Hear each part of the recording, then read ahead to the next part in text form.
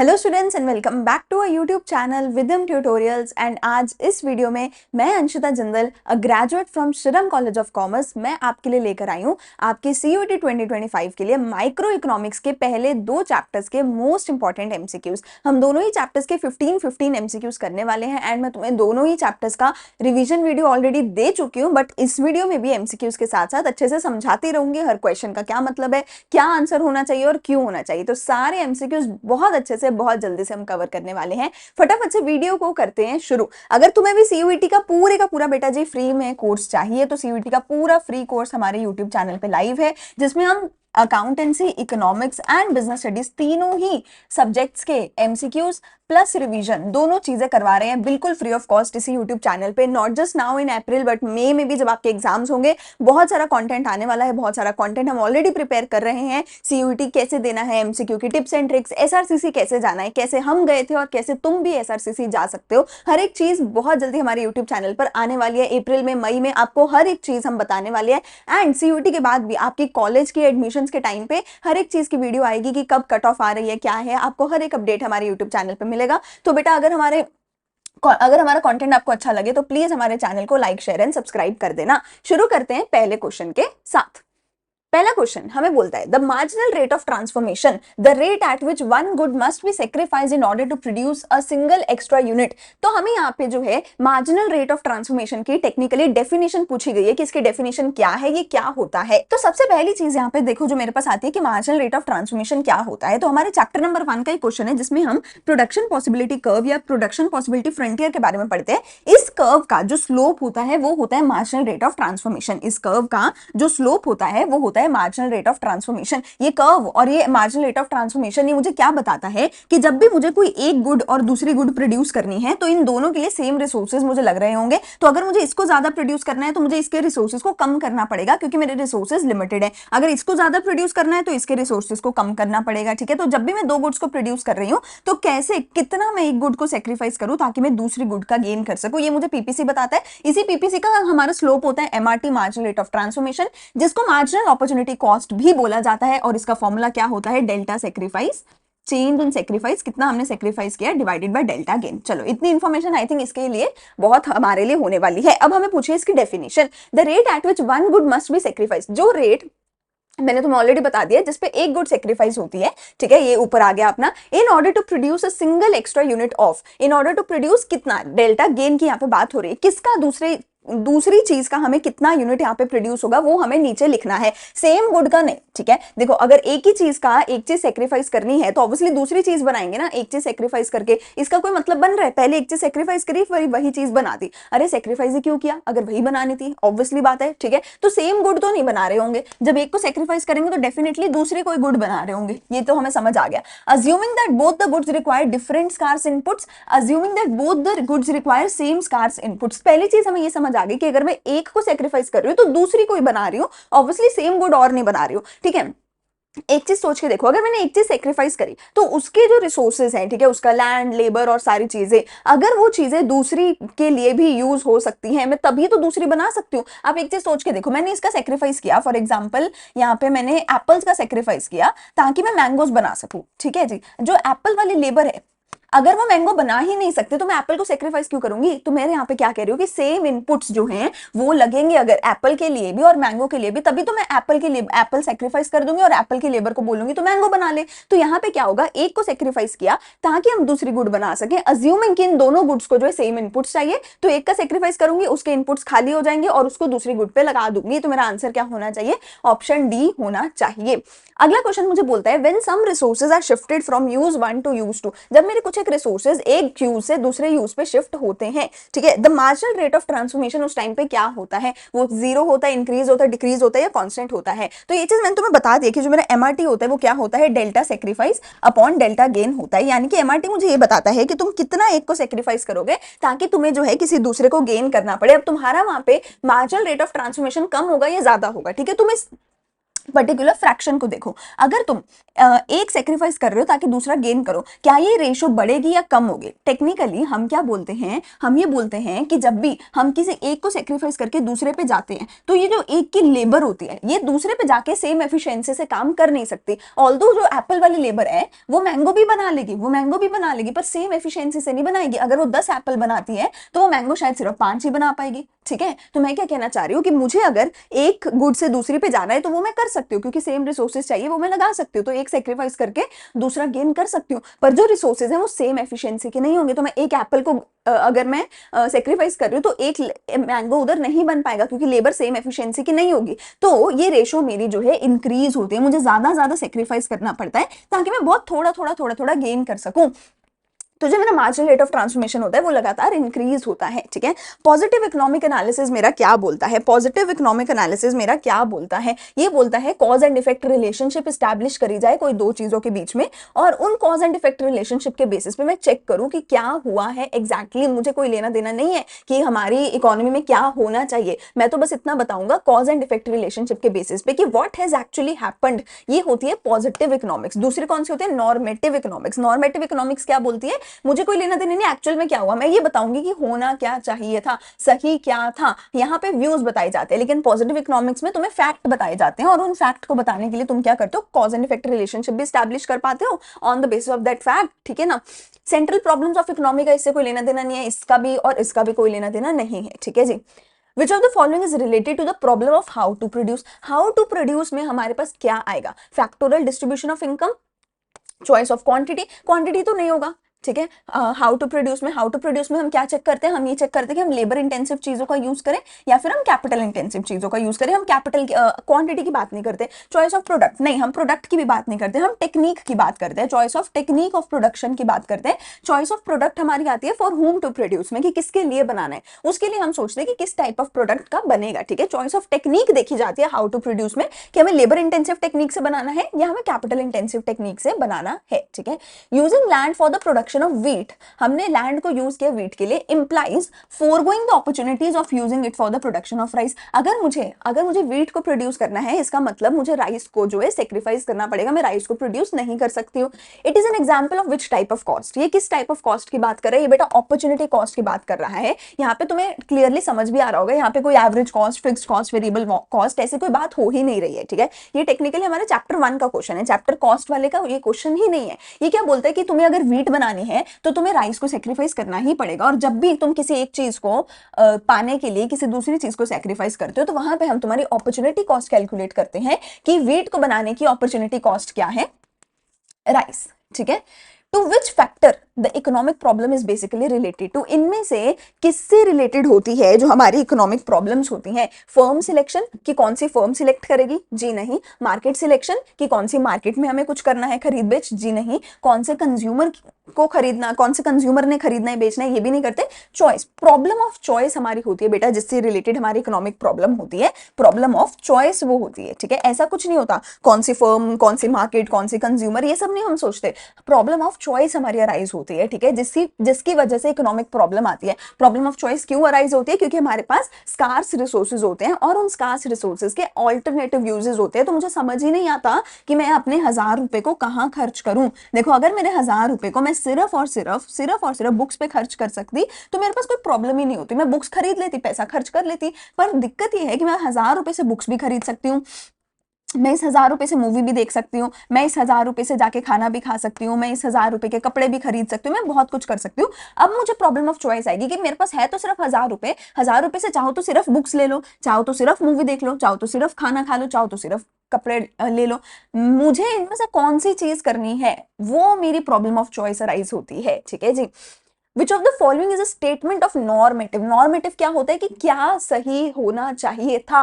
It doesn't care कि actual में क्या हुआ है। ठीक है, ये ऐसा नहीं बोलेगी कि मोदी जी इलेक्शन में जीत गए हैं या फिर कांग्रेस जीत गई, आम आदमी पार्टी जीत गई, हार गई, ये नहीं बोलेगी। ये कहेगी कि ऐसा होना चाहिए था। ये नहीं बोलेगी मोदी जी को आना चाहिए था, ये बोलेगी मोदी जी आ गए हैं या फिर कांग्रेस को आना चाहिए था पर कांग्रेस नहीं आई, ये ऐसा नहीं बोलेगी। ठीक है, ये बस इतना बोलेगा कि क्या एक्चुअल में होना चाहिए था। ठीक है, अब पॉजिटिव इकोनॉमिक्स क्या होगा कि अरे अरे बहुत ज्यादा बारिश हुई है, फ्लड आया है, दैट इज पॉजिटिव।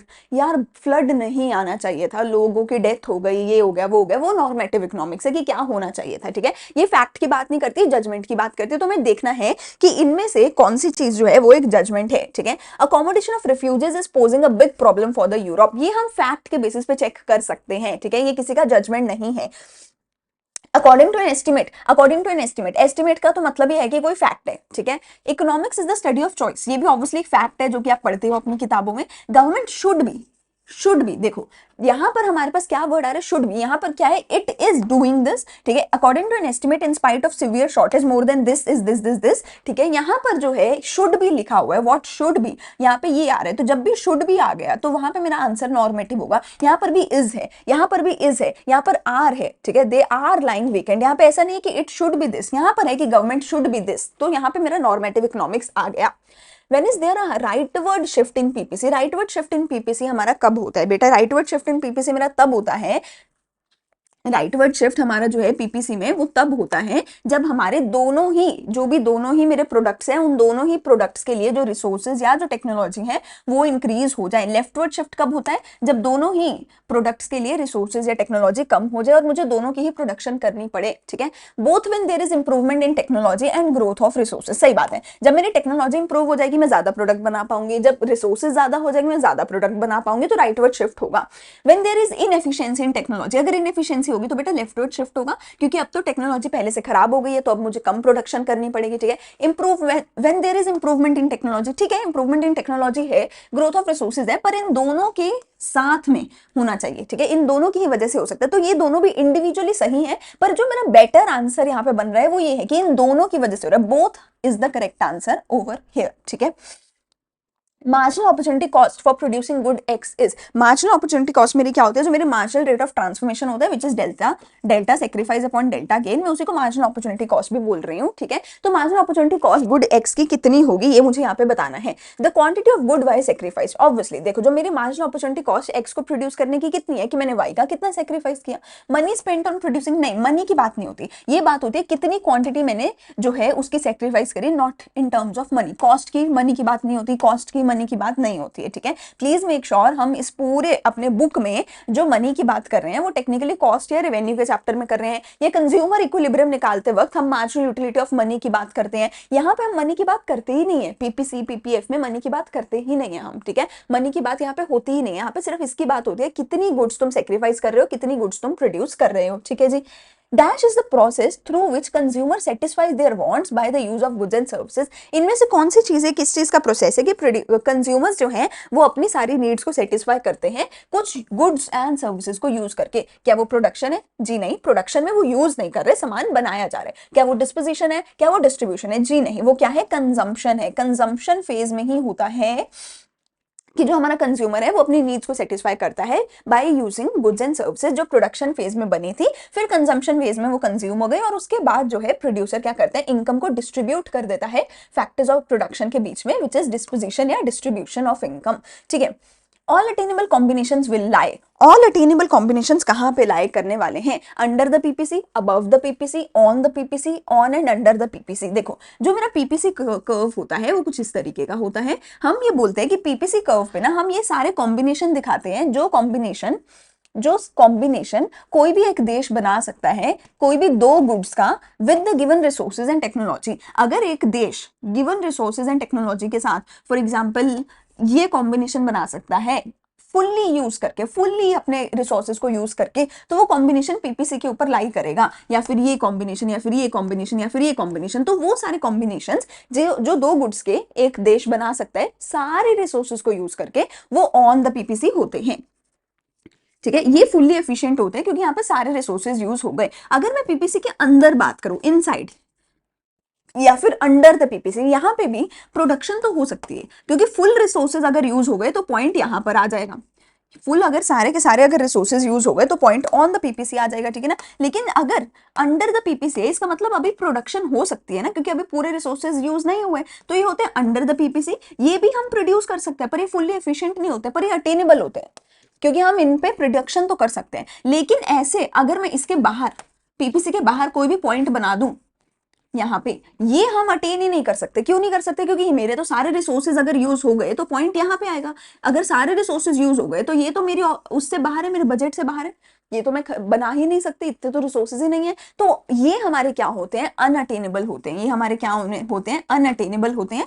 अंडर वाले और ऑन वाले मेरे क्या होते हैं? अटेनेबल होते हैं। तो मेरा आंसर क्या आना चाहिए? Under the PPC and on the PPC. Under the PPC inefficient होते हैं, ऑन द पीपीसी एफिशिएंटली सारे रिसोर्सेज यूज करके हम बना पाते हैं, पर ये दोनों ही अटेनेबल होते हैं। Outside the PPC, above the PPC मेरे क्या होते हैं? अनअटेनेबल होते हैं। मेरे पास रिसोर्सेज ही नहीं है कि मैं उनको कभी प्रोड्यूस कर ही नहीं सकती। ठीक है, मैसिव अनएम्प्लॉयमेंट अगर हो गई तो पीपीसी किधर जाएगा? मैसिव अनएम्प्लॉयमेंट हो गई मतलब कि अब हमारे रिसोर्सेज कम हो गए हैं, तो ऑब्वियस सी बात है कि हम प्रोडक्शन कम कर पाएंगे, तो मेरा जो पीपीसी है वो अंदर की तरफ, लेफ्ट की तरफ शिफ्ट हो जाएगा। अगर बहुत सारे लोगों की डेथ हो जाए तो भी सेम लॉजिक है कि रिसोर्सेज कम हो जाएंगे, तो अब हम प्रोडक्शन कम कर पाएंगे, तो मेरा जो पीपीसी है वो लेफ्ट की तरफ शिफ्ट हो जाएगा, अंदर की तरफ शिफ्ट हो जाएगा। The problem of how to produce is making a choice between. How to produce में हम क्या करते हैं? चॉइस किन दोनों के बीच में बनाते हैं? लेबर इंटेंसिव और कैपिटल इंटेंसिव मेथड्स के बीच में। जब मैं बात करती हूँ कि हाउ टू प्रोड्यूस में मैं बोलती हूँ कि मेरा लेबर मेरे पास ज्यादा है, मैं लेबर सस्ती पड़ेगी मुझे, या मेरे को कैपिटल सस्ती पड़ेगी। तो जितने भी डेवलपिंग देश होते हैं वो लेबर इंटेंसिव का यूज करते हैं, जैसे कि इंडिया, क्योंकि पैसा नहीं है पर लोग बहुत सारे हैं जो काम करने को तैयार है। और जितने भी डेवलप्ड देश होते हैं जैसे कि यूएसए, उनके पास जो है पैसा बहुत होता है पर वो लेबर से काम नहीं करा सकते, क्योंकि लेबर बहुत ज्यादा पैसे मांगती है। तो वो टेक्नोलॉजी जैसे कि एआई, रोबोट्स, इन चीजों को डेवलप कर रहे हैं, अपनी कैपिटल का यूज कर रहे हैं प्रोडक्शन करने के लिए। ठीक है, तो हर एक देश को हाउ टू प्रोड्यूस में क्या करना होता है? इन दोनों के बीच में चॉइस बनानी होती है। तो मेरा आंसर क्या होगा? Both of these. ठीक है, A production possibility curve would be concave to the origin if the MOC is, कहते कि जो प्रोडक्शन पॉसिबिलिटी कर्व जो है मेरा वो कनकेव टू द ओरिजिन होगा। क्या वो कनकेव टू द ओरिजिन होता है? ये होता है मेरा पीपीसी कर्व। कनकेव का मतलब भी यही होता है, देखो एक केव की तरह, लाइक दिस, एक केव की तरह होता है मेरा प्रोडक्शन पॉसिबिलिटी कर्व, और इसी को मैं कनकेव शेप भी बोलती हूँ। अगर मैं इसका उल्टा ऐसा करूंगी लाइक दिस, ये होता है कन्वेक्स। ये क्या होता है? कन्वेक्स। तो ऐसा तो नहीं है मेरा तो ऑलरेडी कनकेव है। ठीक है ना, मेरा तो क्या है? ऑलरेडी कनकेव है। तो मार्जिनल अपॉर्चुनिटी कॉस्ट हमारी कैसी होती है? Increasing, decreasing, negative constant. अभी तो ऊपर बताया एमओसी लगातार इंक्रीजिंग होती है। क्यों? क्योंकि जब भी मैं किसी एक को सेक्रीफाइस करूंगी और दूसरे को गेन करूंगी तो मुझे ज्यादा सेक्रीफाइस करना पड़ेगा थोड़ा थोड़ा गेन करने के लिए, क्योंकि हमारे जो रिसोर्सेज हैं जो इसके लिए यूज हो रहे थे वो सेम रिसोर्सेज इसको बना तो देंगे पर सेम एफिशिएंसी के साथ नहीं बना पाएंगे, तो मुझे ज्यादा सेक्रीफाइस करके बहुत कम गेन होता है, विच इज वाई जो मेरा मार्जिनल अपॉर्चुनिटी कॉस्ट होता है वो इंक्रीजिंग होता है। ठीक है जी, चलो अगला चलते हैं आगे। हमारे पास चैप्टर नंबर 2, 15 हो गए हमारे चैप्टर 1 के। अब बात करते हैं चैप्टर नंबर 2 के। पूरा पीडीएफ जो है वो आपको टेलीग्राम चैनल पे मिल जाएगा। चलो चैप्टर 2 के पहला क्वेश्चन हमारे पास आता है, dash is the addition to the total utility by the consumption of one additional unit. जब मैं एक एडिशनल यूनिट कंज्यूम करती हूँ तो उसकी वजह से मेरे टीयू में कुछ तो नया एड ऑन होता है। वो क्या होता है? उस एडिशनल यूनिट का मार्जिनल यूटिलिटी। ठीक है, जब भी मैं एक एडिशनल यूनिट कंज्यूम करती हूँ तो मेरे टीयू में कुछ तो ऐड होता है। वो टीयू तो नहीं हो सकता ऑब्वियसली। ठीक है, एवरेज क्या होता है? Total upon number of units. Ordinal किस में आता है? इंडिफरेंस कर्व में आता है। इसमें आता ही नहीं है। इसको हम क्या बोलते हैं? कार्डिनल यूटिलिटी अप्रोच बोलते हैं। ठीक है, जो कि हमें मार्शल ने दिया था। ये हमारी क्या है? कार्डिनल यूटिलिटी अप्रोच है जो कि हमें मार्शल ने दिया था। ठीक है जी, तो टीयू में जब भी एक नया यूनिट हम कंज्यूम करते हैं, टीयू में कुछ एडिशन होता है। क्या एडिशन होता है? जो भी उस नए यूनिट का एमयू होता है वो टीयू में एडिशन हो जाता है। सिंपल बात। When total utility is maximum, जब टोटल यूटिलिटी मैक्सिमम होती है उस टाइम पे मार्जिनल यूटिलिटी क्या होती है बेटा? 0 होती है। ठीक है, याद रखना, जब भी एमयू कभी भी बढ़ती नहीं है। जब भी एमयू जो है वो पॉजिटिव होती है तो टीयू बढ़ता है, जब एमयू 0 होता है तो टीयू मैक्सिमम होता है, और जब एमयू नेगेटिव होता है तो टीयू गिरने लग जाता है। ठीक है जी, तो एमयू जब 0 है तो टीयू मैक्सिमम हो जाएगा। Consumer will purchase more of good X then more of good Y then good X only when. Consumer good Y को ज्यादा कब खरीदेगा? गुड एक्स के कंपैरेटिवली। कंज्यूमर गुड वाई को ज्यादा कब खरीदेगा? गुड एक्स के कंपैरेटिवली। कंज्यूमर गुड वाई को तब ज्यादा खरीदेगा जब उसको गुड वाई से ज्यादा खुशी मिल रही होगी। सिंपल बात सोच के देखो ना, अगर उसको गुड एक्स से ज्यादा खुशी मिल रही है तो वो गुड एक्स खरीदेगा। अगर उसको गुड वाई से ज्यादा खुशी मिल रही होगी तो वो गुड वाई खरीदेगा। खुशी से मेरा मतलब क्या है? Utility, satisfaction. और यूटिलिटी से भी मेरा मतलब क्या है? Marginal utility. अगर उसको वाई से ज्यादा खुशी मिल रही होगी, ज्यादा यूटिलिटी, ज्यादा मार्जिनल यूटिलिटी मिल रही होगी, ज्यादा सेटिस्फैक्शन मिल रही होगी, तो वो वाई खरीदेगा। जब उसको एक्स से ज्यादा सेटिस्फैक्शन, ज्यादा एमयू मिल रहा होगा तो वो एक्स ज्यादा खरीदेगा। सिंपल बात हो गई कि नहीं हो गई? तो जब वो वाई खरीदेगा, जब वो वाई ज्यादा तब खरीदेगा जब उसको वाई से ज्यादा सेटिस्फैक्शन मिल रही होगी। बात खत्म, ठीक है। MU X upon P X is equals to MU M, देखो ये तो होगा ही, ठीक है, ये भी होता है, ठीक है। लेकिन हम टू कमोडिटी केस की बात कर रहे हैं। टू कमोडिटी केस में ऑब्वियसली एक इंडिविजुअल कमोडिटी का हम कुछ भी चेक नहीं कर रहे, हम दोनों कमोडिटीज को आपस में कंपेयर करके देख रहे हैं, ठीक है। ये वाला चीज तब ट्रू होता है जब कंज्यूमर को एक्स से ज्यादा सेटिस्फैक्शन मिल रही होती है, और ये वाली चीज तब ट्रू होती है जब कंज्यूमर को वाई से ज्यादा सेटिस्फैक्शन मिल रही होती है, ठीक है जी। Want satisfying power of a commodity is called, want satisfying power को हम क्या बोलते हैं? यूटिलिटी बोलते हैं। सेटिस्फैक्शन को हम यूटिलिटी बोलते हैं, कंजम्पशन प्रोडक्शन वगैरह नहीं बोलते। वैल्यू एडिशन तो मैक्रो में पढ़ते थे, नेशनल इनकम में, इसमें तो पढ़ते ही नहीं है, ठीक है। Addition of utilities obtained from all the units of good is called, हम जब सभी यूटिलिटीज को सम टोटल कर देंगे तो वो मेरा क्या बनेगा? टोटल यूटिलिटी बनेगा, ठीक है। मार्जिनल यूटिलिटी होता है किसी एक प्रोडक्ट से, किसी एक यूनिट से कितना सेटिस्फैक्शन मिल रहा है, सबका एडिशन नहीं होता, सम टोटल नहीं होता, ठीक है। Additional utility is marginal utility. Maximum satisfaction हमारा होता है कि जब मेरा टीयू मैक्सिमम हो जाता है, जब मेरा कंज्यूमर इक्विलिब्रियम होता है, उस पॉइंट पे होता है, ठीक है। इसकी कोई बात नहीं करे। The addition of utilities obtained from all the units, वो क्या है? टोटल यूटिलिटी होता है, ठीक है। In case of cardinal utility approach, utility किस यूनिट में मेजर होती है, ठीक है। हर चीज को मेजर करने का एक यूनिट होता है, जैसे कि kilogram, litre, metre, something like this. ऐसे ही कार्डिनल यूटिलिटी में यूटिलिटी को मेजर करने का क्या यूनिट होता है? तुम खुद सोच के देखो। लेट्स से तुम्हें अभी तक नहीं भी पता है तो भी तुम खुद सोच के देखो क्या सही आंसर लग रहा है। यूटिल्स, यूटिलिटी, यूटिल्स, ठीक है ना। काफी सिमिलर वर्ड है ऑब्वियसली, ठीक है ना। रैंक्स नहीं होता, प्राइस या रुपीज नहीं होता, ठीक है, यूटिल्स ही होता है, ठीक है। The concept of marginal utility was developed, marginal utility यानी कि कार्डिनल यूटिलिटी का कॉन्सेप्ट किसने डेवलप किया था? अभी बताया मैंने तुम्हें, अल्फ्रेड मार्शल ने डेवलप किया था, ठीक है। कंज्यूमर को इक्विलिब्रियम कब मिलता है? जब दोनों कमोडिटी से मिलने वाली सेटिस्फैक्शन बराबर हो जाती है, जब mu x और px upon px is equals to mu y upon py हो जाता है, ठीक है। अगर ये ऐसा है तो इस केस में कंज्यूमर गुड 2 को खरीदेगा क्योंकि उससे ज्यादा खुशी मिल रही है, ठीक है। टीयू की तो बात ही नहीं करते, एमयू की बात करते हैं, तो ये तो बिल्कुल गलत है। अगर ये ऐसा है तो इस केस में हम गुड 1 को ज्यादा खरीदेंगे क्योंकि गुड 1 से ज्यादा मार्जिनल यूटिलिटी मिल रही है। मार्जिनल यूटिलिटी का हमारे पास फॉर्मूला क्या होता है? देखो, मार्जिनल यूटिलिटी निकालने के लिए ऑब्वियस सी बात है, तुम में से काफी सारे बच्चों को अभी तक एक तो फॉर्मूला पता ही होगा, जो कि हमारा क्या होता है? TUN-1, ये हमारा एक मार्जिनल यूटिलिटी को निकालने का फॉर्मूला होता है। एक और फॉर्मूला मार्जिनल यूटिलिटी को फाइंड आउट करने का क्या होता है मेरा? Delta TU upon delta Q, ठीक है। ये एक और फॉर्मूला होता है जो आपको याद करना है मार्जिनल यूटिलिटी फाइंड आउट करने का। TU में कितना चेंज आया डिवाइडेड बाय यूनिट्स में कितना चेंज आया, ठीक है। टोटल यूटिलिटी कर्व हमारा कैसा होता है? टोटल यूटिलिटी कर्व कैसा होता है तो तुम सिंपल सा सोच के देखो। एमयू में क्या चेंजेस आते हैं? पॉजिटिव होता है पहले, फिर जीरो होता है, फिर नेगेटिव होता है। टीयू में क्या चेंजेस आते हैं? पहले बढ़ता है, फिर ये मैक्सिमम होता है, फिर डिक्लाइन होता है। देख लो कहाँ पे है, सिंपल बात। First rises, then maximum, then falling, simple बात, ठीक है जी। With the increase in consumption by 1 unit of the commodity, TU increases from 150 to 180, तो मार्जिनल यूटिलिटी कितना होगा? मैंने अभी फॉर्मूला लगाया था, delta TU upon delta Q is equals to marginal utility. Simple बात।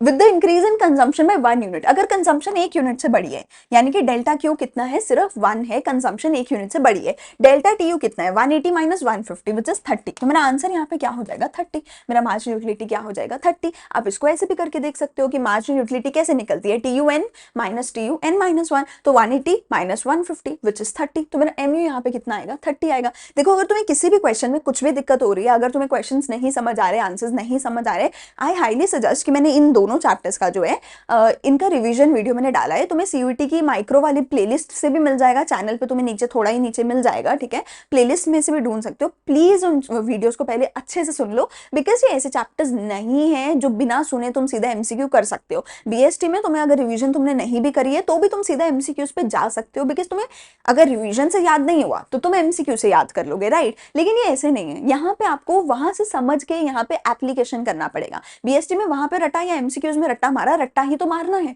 ठीक है ना। एंड एमसीक्यूज कहीं ना कहीं वही रिपीट हो जाएंगे, वही सेम रट्टाफिकेशन करके तुम पेपर में लिख के आ सकते हो।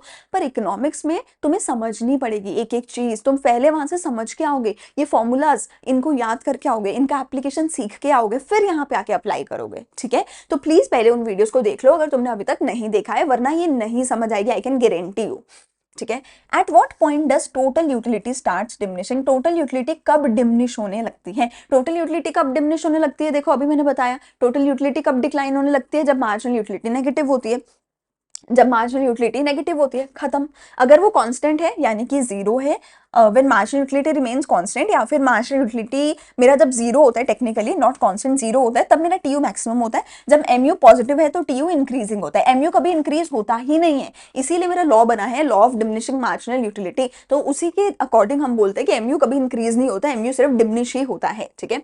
mu1 plus mu2 plus dash dash dash mun represents, यानी कि अगर मैं सारे मार्जिनल यूटिलिटीज का सम टोटल कर दूं तो मुझे क्या मिलेगा, तो मुझे टोटल यूटिलिटी मिलेगी, ठीक है। टोटल मार्जिनल यूटिलिटी नहीं होता, टोटल एवरेज यूटिलिटी, ऐसा कोई वर्ड नहीं होता, हमारे पास क्या है, टोटल यूटिलिटी है, ठीक है। या तो एवरेज यूटिलिटी होता है या तो मार्जिनल यूटिलिटी होता है, ऐसा कुछ नहीं होता। नन ऑफ द अबव भी मेरा आंसर नहीं होगा। मेरा आंसर क्या होगा, जब भी मैं एमयूज को प्लस कर देती हूँ तो टीयू निकल के आता है, ठीक है। देखो एलएचएस आरएचएस खेल रही हूँ मैं, एमयू को प्लस किया टीयू निकल के आया, टीयूज को माइनस किया तो एमयू निकल के आया, समझ रहे हो। mu1 प्लस mu2 करूंगी तो टीयू निकल के आ जाएगा, सिंपल बात। और टीयू2 माइनस टीयू1 करूंगी तो mu1 निकल के आ जाएगा, सिंपल बात, ठीक है। Which of the following law states that more a consumer consumes, the less is the utility he derives? कह रहे कंज्यूमर जैसे जैसे ज्यादा कंजम्पशन करता रहेगा उसकी यूटिलिटी कम होती रहेगी। मैंने तुम्हें अभी बताया कि मार्जिनल यूटिलिटी कभी बढ़ती नहीं है, वो हमेशा डिक्लाइन ही होती है। ये कौन से लॉ में लिखा है, law of diminishing marginal utility. Cardinal utility का कोई लॉ नहीं है, ऑर्डिनल का ऐसा सच कोई लॉ नहीं है, इक्वल मार्जिनल यूटिलिटी भी ये हमें नहीं बोलता है, ठीक है। अगर तुम्हें नहीं भी आता तो भी तुम सोच के देखो, less is the utility he derives from the additional consumption, तो less यानी कि डिमिनिशिंग, कुछ तो गिर रहा है। हमें क्वेश्चन ने भी बोला, स्टेटमेंट ने भी बोला कि समथिंग इज डिक्लाइनिंग, तो डिक्लाइनिंग के नाम से तुम्हें समझ आना चाहिए डिमिनिशिंग, ठीक है जी, खत्म।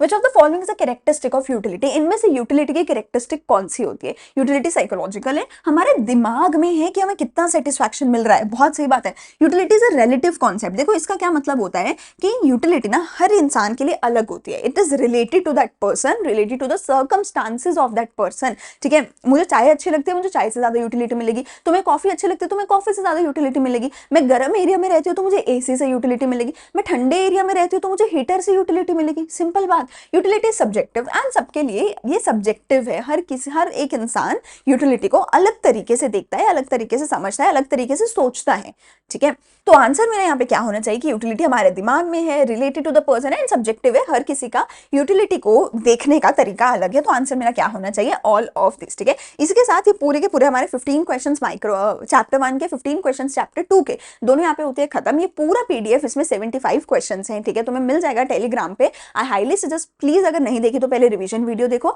और उसके बाद ये जो है सारे के सारे 75 एमसीक्यूज बहुत अच्छे से प्रैक्टिस कर लो। तुम्हारी सारे चैप्टर्स बहुत अच्छे से मैं यहाँ पे करवा दूंगी एमसीक्यू प्रैक्टिस, यहाँ पे यूट्यूब पे कुछ एक करवाऊंगी, बाकी के तुम्हें मैं पीडीएफ दे दूंगी। अगर इतने एमसीक्यूज भी तुमने कर लिए तो तुम्हारा काम चल जाएगा। देखो तुम लोग पेड बुक्स लेते हो, ठीक है, कोई पेड सैंपल पेपर या कुछ लेते हो, मैं तुम्हें फ्री में 75 एमसीक्यूज का हर रोज एक पीडीएफ भेज रही हूँ, हर रोज करवा रही हूँ। उससे ज्यादा तुम्हें क्या चाहिए, इतना बड़ा क्वेश्चन बैंक में तुम्हें फ्री में दे रही हूँ यहाँ पे, what else do you want. तो अगर हमारा कंटेंट तुम्हें अच्छा लगे प्लीज चैनल को सब्सक्राइब कर लो, हमें ग्रो करने में हेल्प करो, हमारी वीडियोस को लाइक करो, कमेंट करो, अपने फ्रेंड्स के साथ शेयर करो। मिलते हैं अगली वीडियो में।